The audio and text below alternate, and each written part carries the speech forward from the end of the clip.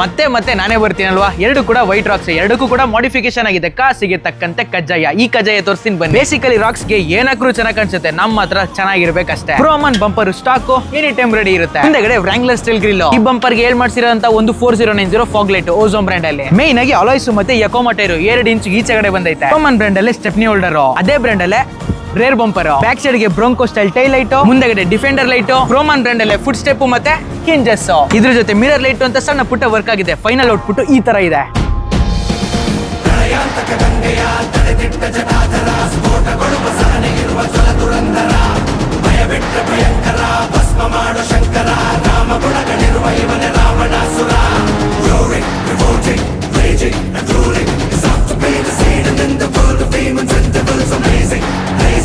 ನಿಮ್ಮ ಹತ್ರನು ತಾರಿಲ್ಲ ತಾರಾಕ್ಸ್ ಇದು ಬಂಪರು, ಲ್ಯಾಡರು, ಅಲಾಯ್ಸು ಏನೇ ತರ ಮಾಡಿಫಿಕೇಶನ್ ಮಾಡ್ಬೇಕು ಇದ್ರ ಮೇಲ್ಗಡೆ ಕಾಣ್ತಾರವರೆಗೆ ಕಾಲ್ ಮಾಡಿ ಬನ್ನಿ ಮಾಡ್ಕೊಡೋಣ.